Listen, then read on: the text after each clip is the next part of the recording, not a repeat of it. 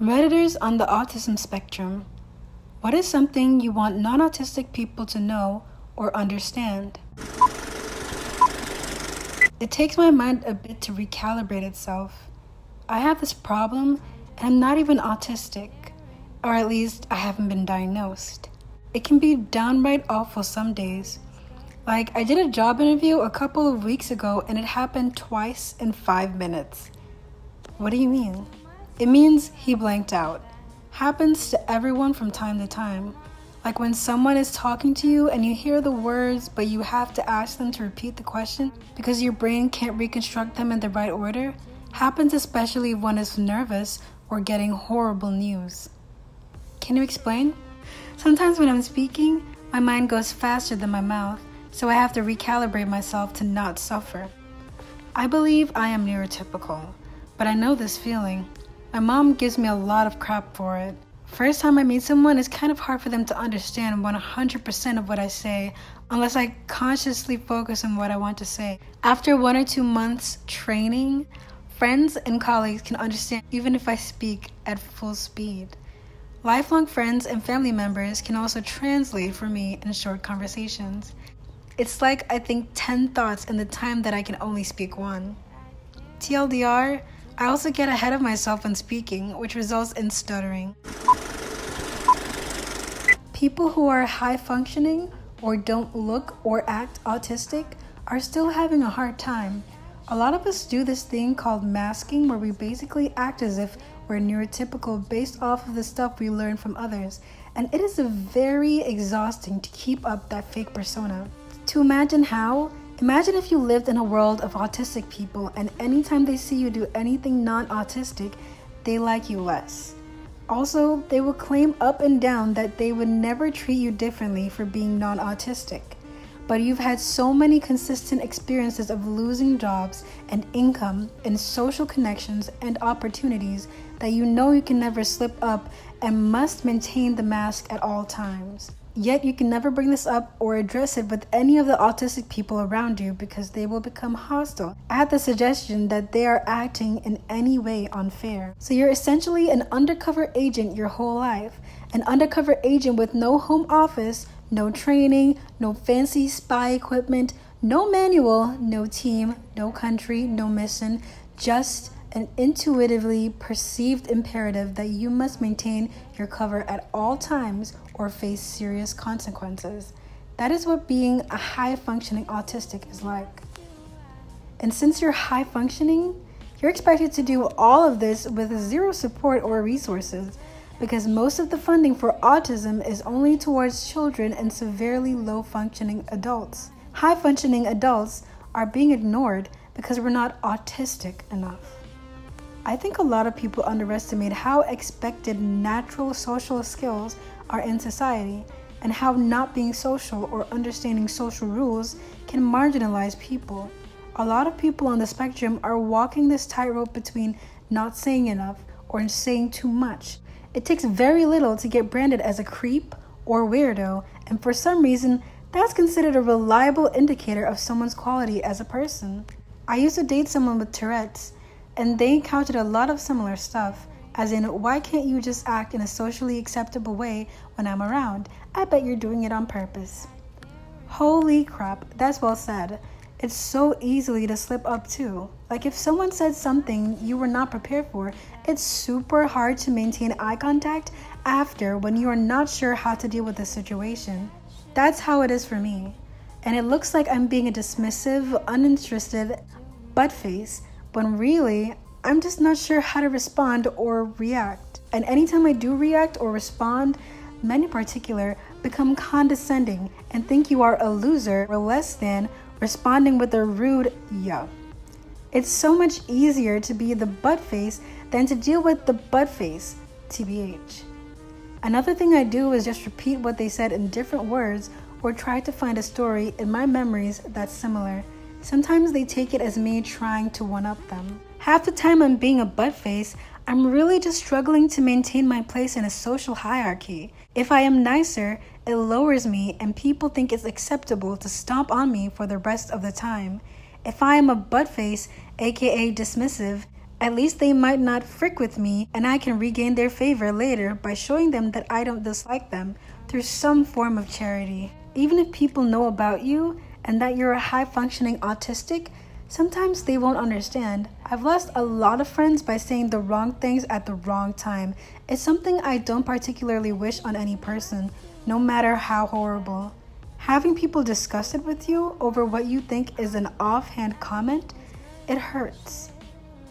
Thank you. I had no idea other autistic people did this. Taking off your mask when you get home can be weird. It's like taking off your boots after a long day. Thank you for making me feel less like a weirdo. Holy crap, this is so true. I actually work in special education, but I never tell anyone that I'm on the autism spectrum myself. I'm afraid my coworkers will think of it as a whole blind leading the blind situation. Yeah, I'm studying to be an elementary school teacher and I don't see myself disclosing that information. I'm trying to teach younger grades like K through 2nd. Alright, I used to be friends with a girl with autism and I said something along the lines of, "You seem very high functioning socially." And she said that it didn't work like that and there aren't people with autism who are better at communicating. I have literally been wondering if I was wrong for years. Am I? It's more of being a better actor than others on the spectrum than it is actually communicating. But you are not too far off. It's just the way you might have said it.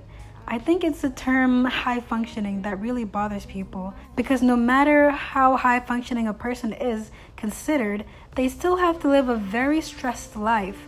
This includes me. I wish the phrase high functioning didn't exist because it diminishes the colossal impact and stress that ASD has on a person, no matter where they are on the spectrum. She might have struggled really hard and stressed out to keep up her persona or mask, and saying something like that can really hurt people. It might sound like a complaint to people who don't have autism, but it hurts to hear because it diminishes our struggles. It might as well be a synonym for, your autism isn't that bad, you're almost like a normal person. It isn't like you insulted her on purpose. It was more like you were ignorant of the situation as a whole, and a lot of people still are. Can you explain to me what things you mask or mask to look like? My brother is on the spectrum. It's weird stuff that's hard to put a finger on. Like if he said something that made someone laugh one time, he'll say that phrase too frequently thereafter. He has memorized thousands of movie quotes and uses them in normal conversations, and it doesn't quite translate always. His normal greeting is a tad too enthusiastic because he tries to come off as sociable. Weird things like timing and conversations being off. The long and short of it is that he has a master's degree and can't get past the interview. It's really sad, but I'm trying to help him with it in terms of helping him refine his mask. I don't want him to change one bit, but I could see if it helps if he tones things down a tad and has someone to give him feedback on the simple things like greetings and responses to normal social situations. I proposed the concept of having a program that would help teens on the spectrum improve social skills in professional workplaces, such as during interviews, when I did a PowerPoint on autism spectrum disorder, because throughout all of my studying, I learned that the unemployment rate and college dropout rates among people on the spectrum is ridiculously high, pushing 80%. My professor thought it was an amazing idea, and I hope she brought the idea up to her other colleagues, because I can see how it would be an amazing program. It was a class that taught people who want to be teachers how to understand and work with children who have special needs. My wife works for a nonprofit that does just this. She works in the teen and adult division to give skills to people on the spectrum, assisting in interviews, holding down jobs, living independently, etc. They do great work. You don't know intuitively what correct or good behavior is, and when you say or do things that you think are right, you frequently inadvertently hurt yourself or someone else. After a lot of failure, you start looking around at the people around you who are successful and start trying to do what they do. The only problem is that you can sometimes look like you're literally copying that person because you are. Since accents, mannerisms, or attitudes might work well for that person, but would be weird for you. You might copy several people, also producing an amalgamation. Over time, you build up a persona. Is it you or is it fake? It's a little bit of both. Even for normal people, the line between who you are and choosing a specific way to behave, like acting a certain way at work so you don't get fired, even for normal people, this line can be a little gray. So it's sort of like that, only it's not just about work, it's about any kind of social interaction. Sometimes normal people, when they discover this, will feel a little betrayed, like the person on the spectrum is being fake or leading a double life. And maybe they are. But this is really just a coping mechanism that they probably aren't able to turn off, because what would you replace it with? This is all mostly subconscious, by the way, so if you ask someone on the spectrum about it, they may or may not have an idea what you're talking about. Also, it can be very tiring to keep this up. So when we get tired or sick or irritated, the mask may come off, and sometimes what you see under those circumstances isn't very nice. I was like this sometimes 20 years ago, but not anymore. It's a spectrum. High-functioning people like myself can hide it really well. However, we struggle with a lot of things. I don't have any friends, but no one particularly dislikes me either. I feel like this is due to some rules that I follow. Be hygienic, be polite, and have a plan to smile and dress normally in public. I can't speak for the low-functioning end though. If I'm being inconsiderate or hurtful in my speech, I really don't mean to be.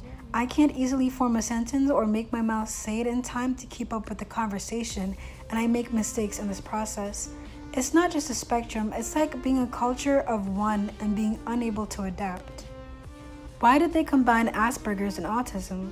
I'm still not clear about it. I was diagnosed with Asperger's, but now it's a part of autism, I guess. It's because the education system wasn't allowing for as much assistance to those who were diagnosed with Asperger's as those who were diagnosed with other forms of autism. So they did away with the Asperger's diagnosis to help those people be able to get more assistance. At least that's what my counselor told me. Pretty much bang on, but without the education part. Asperger's was or is seen as something light or mild and not to be taken seriously, as it really should be in all walks and times of life, not just during education. The understanding of the condition has evolved.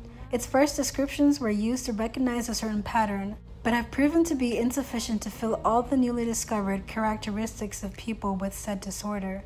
Asperger, the scientist, only studied boys to begin with, and since boys and girls tend to have very different approaches to handle their internal struggle, girls ended up being undiagnosed because we simply didn't understand certain behaviors as symptoms.